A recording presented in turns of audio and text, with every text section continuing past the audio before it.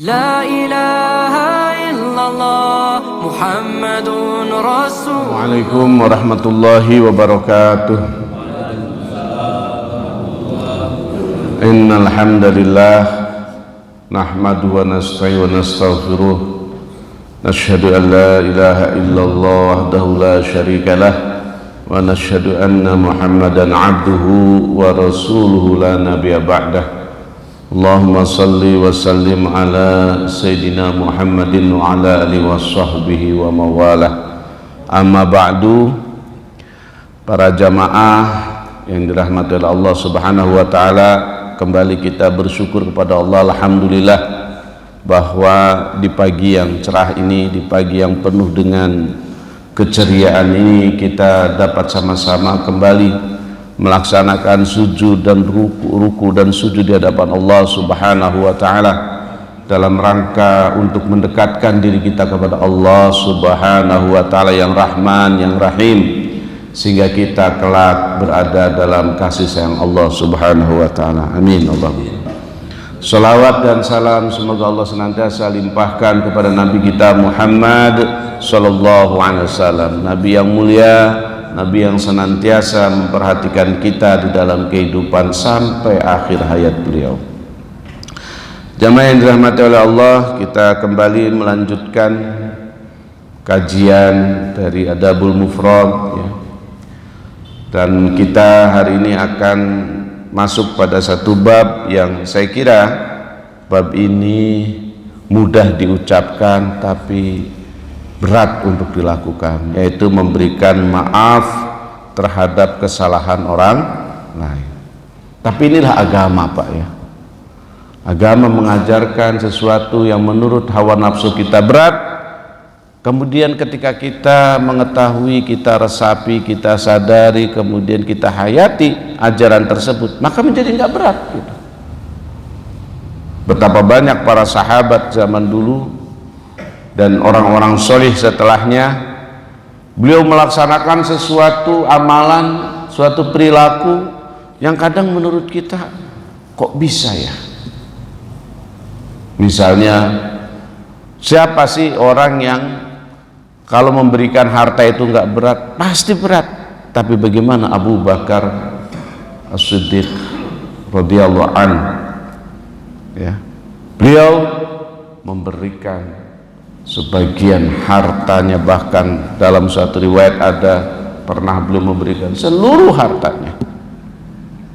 Bilal bin Rabah, orang yang tidak memiliki kemampuan secara finansial, tapi ia memiliki kekuatan akidah yang begitu luar biasa, dipaksa untuk kafir kembali, disiksa dia,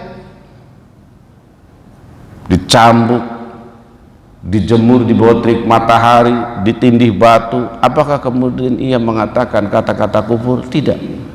Yang keluar dari mulutnya hanya kata-kata tauhid, ahad, ahad, Allah Maha Esa, Allah Maha Esa. Maka jamaah yang dirahmati oleh Allah, artinya apa? Sesuatu yang sulit untuk kita lakukan secara hawa nafsu, ketika dimasuki pandangan keagamaan, maka itu menjadi sesuatu yang mudah. Begitupun memaafkan kesalahan orang lain. Wah, berat banget, Pak. Apalagi misalnya bapak dikhianati, ibu dikecewakan, pernah ditipu, apalagi dipermalukan di depan orang, pernah difitnah. Tapi kan ajaran agama mengajarkan untuk apa? Kita disuruh memaafkan. Di Adabul Mufrad itu dijelaskan suatu hari Rasulullah SAW itu diberikan makanan oleh seorang perempuan, ya, dengan membawa daging kambing yang beracun. Terus beliau pun akhirnya memakan sebagian daging tersebut dan beliau terserang racun tersebut. Lalu sahabat ada yang berkata, ala nuqattilaha, ya Rasulullah, apakah kami bunuh saja perempuan itu? Kata Rasul apa? La, jangan. Padahal kan itu sudah menyangkut nyawa, Pak. Tapi Rasul katakan jangan. Ini adalah keteladanan yang sangat luar biasa, padahal itu adalah hal yang sangat berat. Tentu hal ini dikarenakan memang ajaran agama kita mengajarkan bagaimana, misalnya dalam surah Ali Imran ayat 134, bahwa orang yang bertakwa itu adalah allazina yunfiquna fis sarra'i wad dharra'i wal kaziminal ghaidha wal 'afina 'anil nas wallahu yuhibbul muhsinin. Bahwa ciri orang bertakwa itu pertama allazina yunfiquna fis sarra'i wad dharra, yaitu orang-orang yang gemar berinfak baik dalam keadaan lapang maupun dalam keadaan sempit. Jadi ternyata sedekah itu nggak boleh berkata begini, Pak, nanti deh kalau tanahnya sudah laku saya sedekah, nanti deh kalau sudah cair saya sedekahnya, nanti deh. Jangan. Tapi hari ini yang kita miliki, seberapa kita bisa memberi, beri, gitu, bukan nanti. Karena gini, pertama, belum tentu usia kita mencapai ketika rezeki kita datang, ya. Misalnya tanah terjual, kita udah meninggal duluan, pas belum cair udah meninggal duluan. Maka seberapapun yang kita miliki hari ini tidak sebesar nanti ketika kita sudah dapat rezeki misalnya, maka kita keluarkan tuh, ya, semampu kita. Itu rumusnya, sedekah baik dalam keadaan lapang maupun dalam keadaan sempit. Nah, ketika kita kemudian mendapati rezeki setelah kita sedekah yang sedikit misalnya, ya kita sedekah lagi yang lebih banyak, kan begitu ya. Kemudian apalagi wal kaziminal ghaiz, menahan amarah, ya, Bapak Ibu, kita nggak mungkin bisa memaafkan kesalahan orang lain kalau kita mengikuti emosi yang kita miliki, nggak mungkin. Maka amarah harus ditahan, ya. Seperti Rasulullah tadi diracun. Sebagai manusia biasa, jangankan diracun, Pak, mendapat luka yang tidak serius saja pasti kita itu marah. Tapi Rasul itu ternyata beliau tidak marah, beliau memilih memaafkan itu. Kenapa? Karena menahan amarah tadi.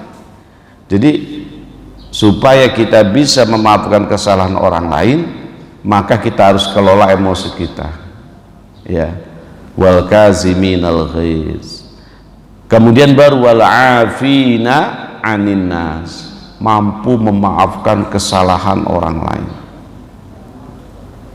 Jamaah yang dirahmati oleh Allah, maka rasa dendam, rasa marah itu ternyata harus dikelola sedemikian rupa sehingga ia tidak mendominasi diri kita.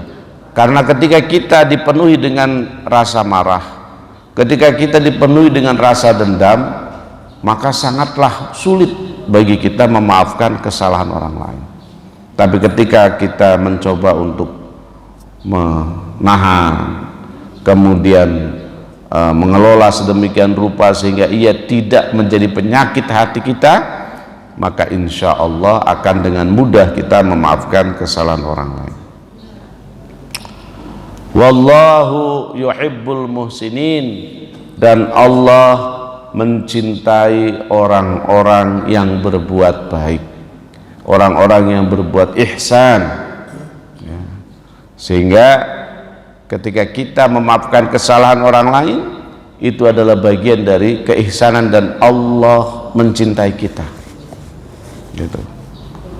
Maka oleh karena itu, jamaah yang dirahmati oleh Allah, pada pagi hari ini kita disuguhkan dengan banyak ayat dan hadis terkait bagaimana kita mampu memaafkan kesalahan orang lain.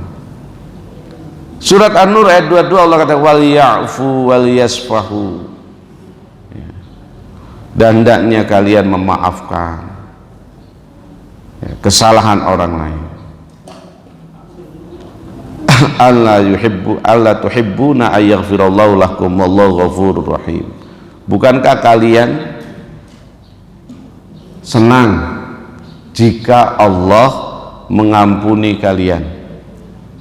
Dan Allah Maha Pengampun lagi Maha Penyayang. Jadi kata Allah, kalau kalian memaafkan kesalahan orang lain, maka sesungguhnya kamu kan suka juga kalau kesalahanmu itu diampuni oleh Allah Subhanahu wa Ta'ala. Ya, karena begitu kesalahan-kesalahan kita diampuni oleh Allah, tidak ada lagi Pak hisab. Ketika tidak ada hisab, maka apa yang terjadi? Insya Allah kita akan menjadi orang-orang yang husnul khotimah, yang kemudian kita akan masuk ke dalam surganya Allah Subhanahu wa Ta'ala. Jadi seakan-akan Allah ingin mengatakan begini loh, kalau kamu mau dimaafkan, maka maafkanlah kesalahan orang lain kepadamu, ya gitu loh Pak. Jadi pintu ampunan Allah akan terbuka untuk kita ketika kita mampu memaafkan kesalahan orang lain. Yang namanya memaafkan itu pasti ada sesuatu yang menyakitkan di diri kita, tapi kita maafkan, ya. Bahkan dalam hadis lain, nah ini ada cerita kan, bahwa ada seseorang yang ketika datang ke masjid itu Pak, sebelum dia datang Rasul katakan akan datang calon penghuni surga. Yang datang si fulan, gitu. Itu satu momen. Berikutnya, hari berikutnya Rasul mengatakan lagi akan datang calon penghuni surga. Yang datang dia lagi. Kemudian hari berikutnya beliau katakan juga seperti itu. Yang datang juga si fulan itu. 3 hari berturut Rasul katakan akan datang calon penghuni surga, yang datang si fulan. Akhirnya jamaah yang dirahmati oleh Allah, anak Umar bin Khattab, Abdullah bin Umar, atau sering disebut dengan Ibnu Umar, itu penasaran, amalan apa sih orang tersebut kok sampai mendapatkan keutamaan yang luar biasa dari Rasulullah, dan dia adalah sebagai calon penghuni surga. Penasaran Pak, dan pengen dia melakukan itu. Akhirnya dia punya strategi. Bagaimana caranya? Dia bertamu ke Ibnu Umar itu, terus kemudian Ibnu Umar bertamu ke si fulan itu, ya. Yang penasarannya kan Ibnu Umar nih kan, Abdullah bin Umar ini, amalan apa gitu. Ketika bertamu, dia bilang, fulan, saya mau bertamu karena saya lagi ada kurang bagus hubungan saya dengan istri saya. Oh silahkan. Orang Arab itu Pak, kalau ada teman saudara yang bilang bertamu, maka dia akan menyiapkan akomodasi itu selama 3 hari gitu. Kan gitu ya. Sunnahnya begitu. Jadi gak ditanya mau berapa hari, gak ditanya itu. Karena memang akomodasi yang dikeluarkan itu sunnahnya 3 hari. Nah, maka disiapkan. Kalau sudah 3 hari masih juga belum pulang, baru ditanya. Ini mau harian, mingguan, apa bulanan kan? Nah, jamaah yang dirahmati oleh Allah, selama 3 hari 3 malam Ibnu Umar itu mengamati amalan si fulan. Kenapa si fulan ini kok bisa dibilang calon penghuni surga? Apa sesungguhnya yang dia miliki, amalan-amalan utama, amalan-amalan istimewanya? Hari pertama, malam pertama dia amati, sampai tidur sama-sama tidur. Kemudian bangun tahajud, dia amati juga. Hari kedua, ketiga. Setelah hari ketiga, pamit si Ibnu Umar itu.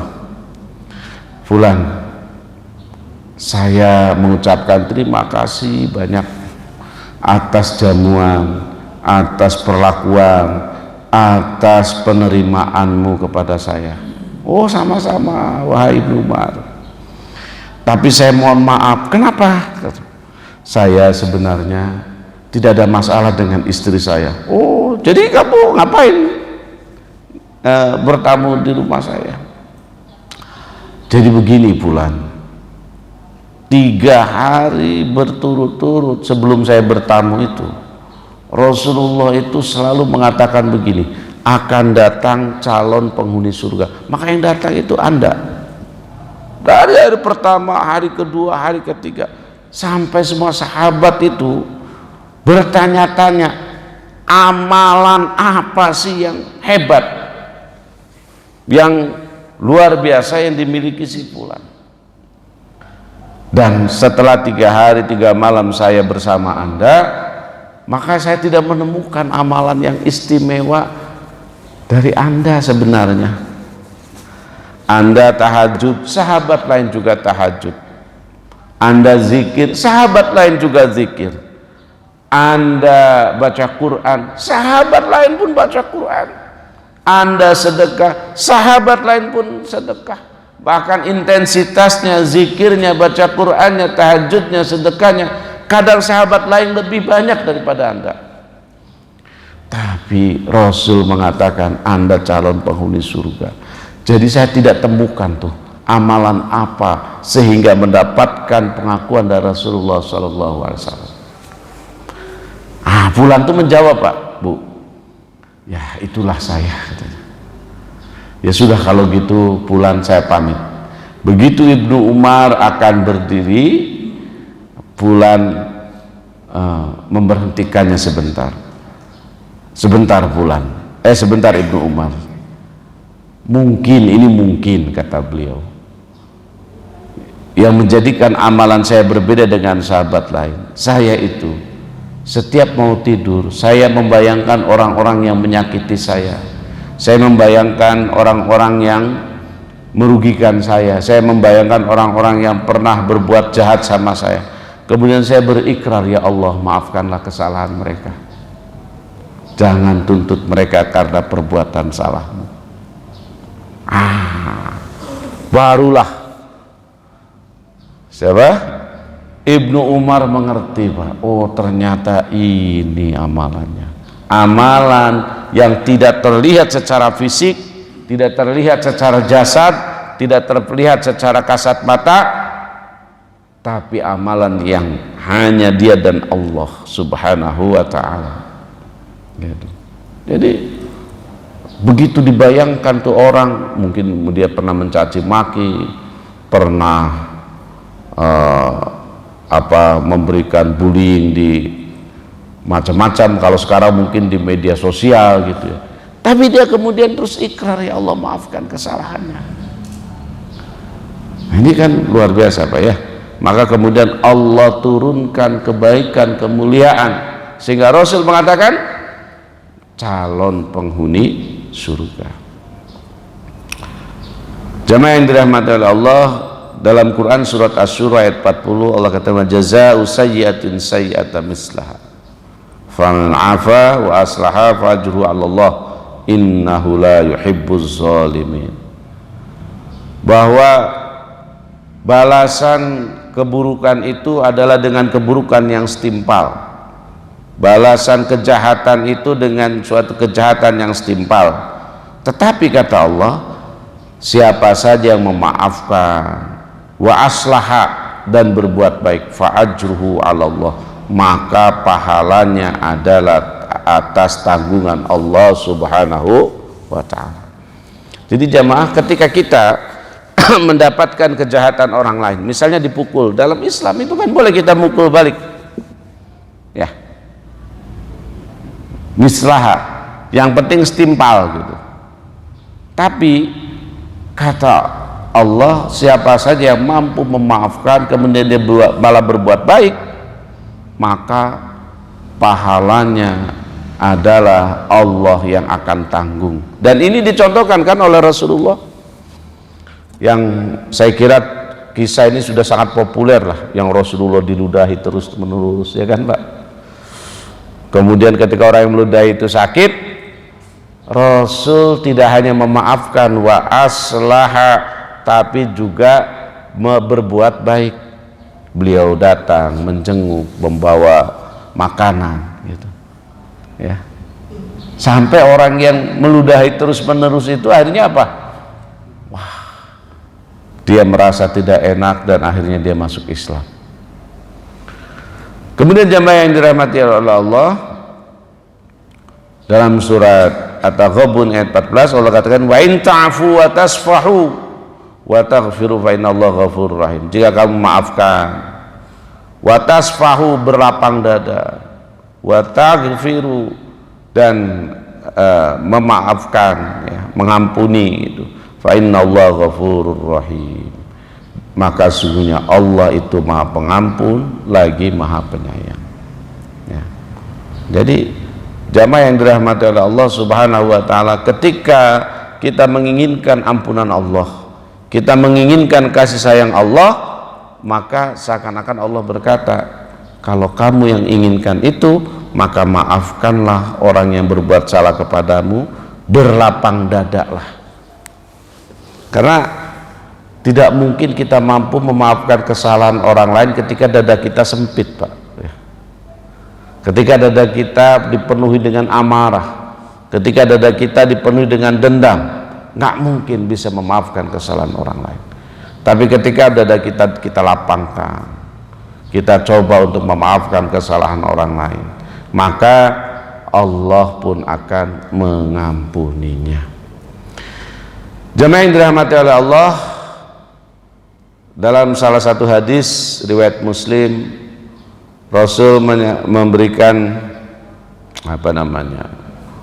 satu pernyataan. Kata beliau, wa ma zadallaha 'abdan bi'afwin illa izzah.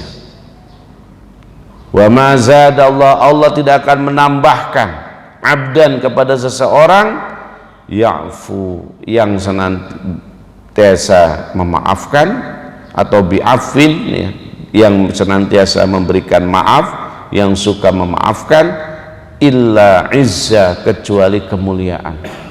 Jadi jamaah yang dirahmati oleh Allah, kadang-kadang dalam hidup ini kan kita merasa bahwa kita bisa menyerang atau membalas kesalahan orang lain, itu menandakan bahwa kita itu adalah memiliki kemuliaan. Tapi ternyata enggak, Pak.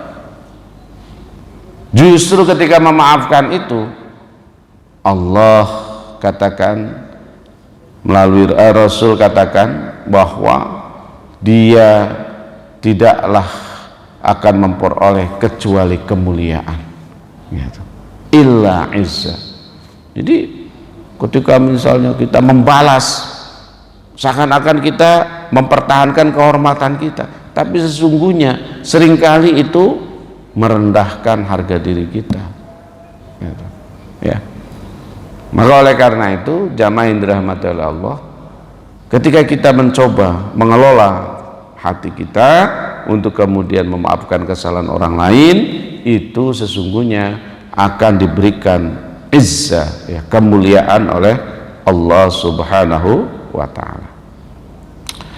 Dalam hadis yang lain, Rasul mengatakan, laisa syadidu bisur'ah, orang yang kuat itu bukanlah orang yang menang dalam bergulat, bukan orang yang hebat dalam pertempuran. Innama syadidul ladzi yamliku nafsahu 'indal ghadab, tetapi orang yang mampu mengendalikan dirinya, yamliku nafsahu, memiliki dirinya, 'indal ghadab, ketika dia marah. Ini juga menunjukkan hadis ini bahwa banyak orang yang ketika marah itu ia tidak lagi memiliki dirinya, ia tidak lagi dapat mengontrol hawa nafsunya. Ya. Kata Rasul, orang yang kuat itu adalah bisur'ah, yamliku nafsah, orang yang senantiasa mengontrol dirinya ketika dia marah. Itulah orang yang kuat. Jadi bukan berarti orang yang kuat itu orang yang selalu menang dalam pertempuran, bergulat dalam perkelahian, bukan. Tetapi orang yang kuat adalah orang yang senantiasa memiliki dirinya ketika ia marah, indal ghadab, ya, ketika marah. Jadi ketika marah dia tidak mengikuti amarahnya, Bapak Ibu, tapi dia mencoba mengontrol amarahnya, mengendalikannya, dan kemudian berusaha untuk tetap tenang. Nah, itulah orang yang kuat. Kemudian dalam hadis lain Rasul mengatakan, irhamu man fil ardi yarhamkum man fis sama. Sayangilah makhluk yang ada di bumi, niscaya zat yang di langit akan menyayangimu. Nah, bagaimana kita bisa memaafkan kesalahan orang lain? Maka diantaranya adalah salah satu reward yang diberikan, bahwa makhluk yang di langit, zat yang di langit itu akan menyayangi kita. Masya Allah, Bapak Ibu, kita disayangi orang yang terhormat saja. Katakanlah kalau Bapak menjadi anak emas wali kota gitu, wah, semua kehidupannya mudah, Pak. Ya, artinya banyak kemudahan yang didapat lah gitu.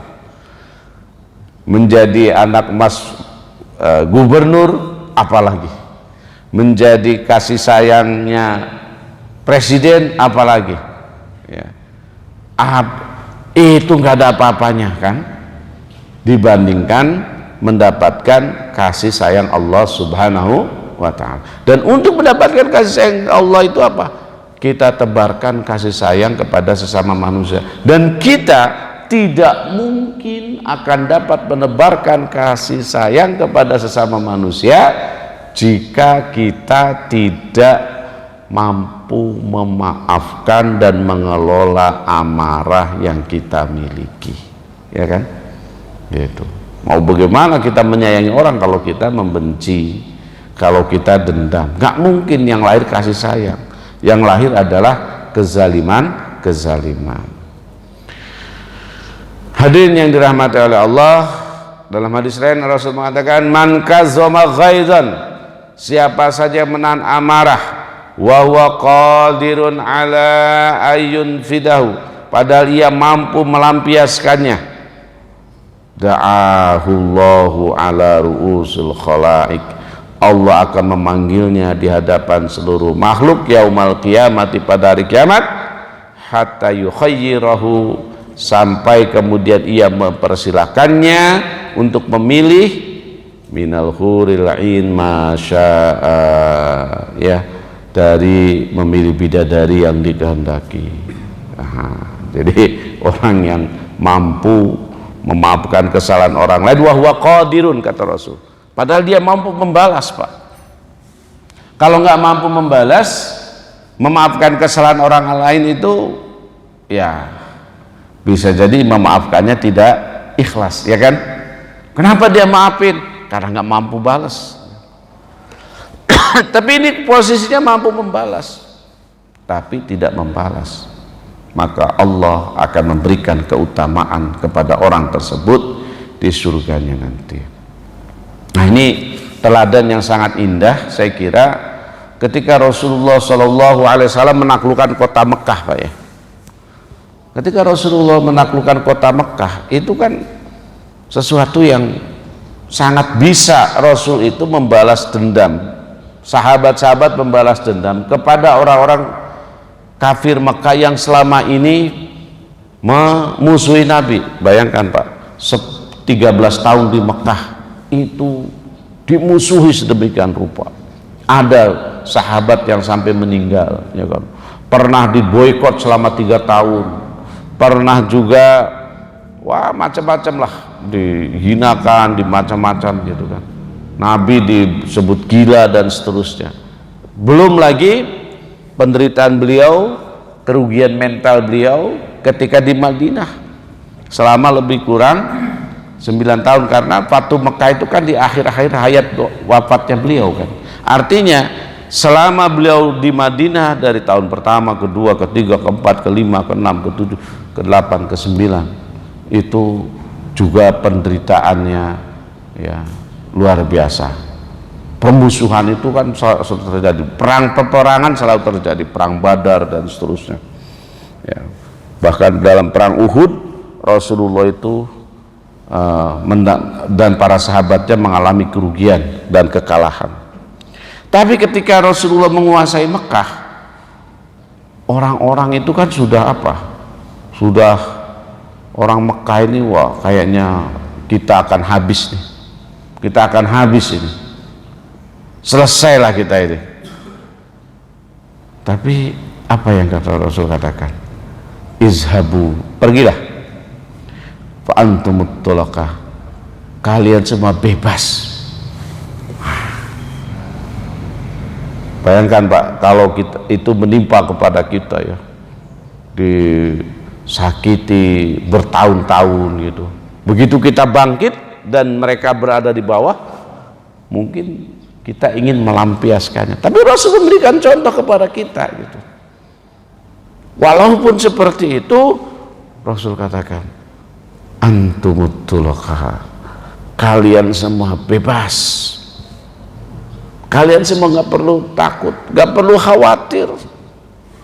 Masya Allah, ini keteladanan yang real, yang nyata. Jadi ajaran agama kita ini ajaran agama yang bukan hanya omon-omon gitu ya, tapi betul-betul dipraktekkan dan dicontohkan oleh Rasulullah. Salah satunya adalah ketika beliau menguasai kota Mekah.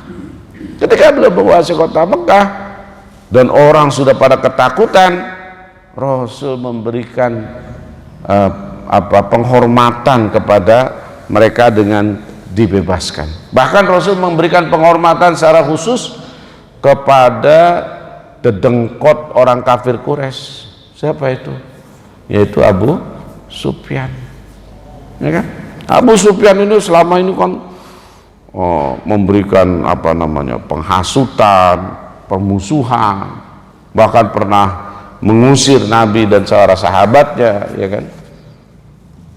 Ketika Mekah ditaklukkan, Abu Sufyan sebagai tokoh Quraisy itu diberikan kehormatan oleh Nabi.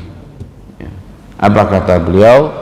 Siapa saja yang berada di rumah akan aman, siapa saja ada di Masjidil Haram akan aman, dan siapa saja yang ada di rumah Abu Sufyan juga akan aman. Yang tidak aman mereka yang menghadang Nabi dan sahabat-sahabatnya ketika memasuki kota Mekah.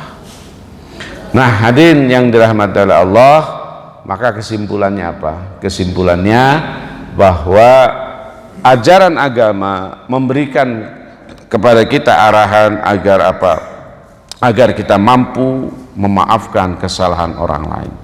Dan untuk memaafkan kesalahan orang lain itu, maka yang penting harus kita lakukan apa? Yaitu kita berlapang dada, ya. Kita berlapang dada, kemudian kita mampu mengontrol amarah kita, ya. Baru kita mampu memaafkan kesalahan orang lain. Ingat, mungkin dalam memaafkan kesalahan orang lain itu secara material kita dirugikan, ya. Apakah kita pernah ditipu, apakah kita pernah bahkan mungkin kehormatan kita pernah dicoreng. Tapi ingat bahwa Allah Subhanahu wa taala akan memberikan kemuliaan, penghormatan, kasih sayang, bahkan surganya Allah kepada orang-orang yang mampu memaafkan, ya. Seperti cerita tadi Ibnu Umar, ternyata kenapa si fulan ini mendapatkan apresiasi langsung dari Rasulullah sebagai calon penghuni surga, sementara amalan-amalan fisiknya mungkin sama dengan sahabat yang lain, bahkan ada sahabat yang lain lebih banyak. Tapi kenapa dia mendapatkan? Karena tadi, yakni dia mampu memaafkan kesalahan orang lain. Demikian saja para jamaah sekalian. Apabila ada yang mau bertanya atau ada yang mau berkomentar atau menambahkan, saya persilahkan. Monggo Bapak Ibu. Pas kayaknya ya. Pas. Baik. Yang penting kita mampu mengamalkan apa yang sudah kita bacakan dari Al-Quran dan hadis yang kita pelajari hari ini. Ya, kita mampu memaafkan kesalahan orang lain, baik kesalahan yang kecil maupun kesalahan yang besar. Kita mulai dari kesalahan-kesalahan kecil, kita maafkan. Apalagi kemudian kita datang dengan kesalahan-kesalahan yang besar, kita maafkan, maka insya Allah ini akan menjadi bekal untuk kita di akhirat nanti. Dan insya Allah kata Rasul, kita akan diberikan kemuliaan. Jadi orang yang memaafkan itu bukan dihinakan, tapi akan diberikan kemuliaan oleh Allah kepada kita. Kalau Allah sudah memberikan kemuliaan, siapa lagi yang akan bisa menghinakan kita? Jabatan mulia, harta mulia, tapi banyak orang karena jabatan kemudian hina. Banyak orang karena harta kemudian menjadi hina. Kalau Allah yang memuliakan, maka ia tidak akan pernah hina. Demikian, lebih kurangnya mohon maaf. Semoga Allah senantiasa memberikan taufik dan hidayahnya kepada kita semua, sehingga kita menjadi orang-orang yang mampu memaafkan di dalam kehidupan kita. Amin ya rabbal alamin. Barakallahu fikum. Wassalamualaikum warahmatullahi wabarakatuh.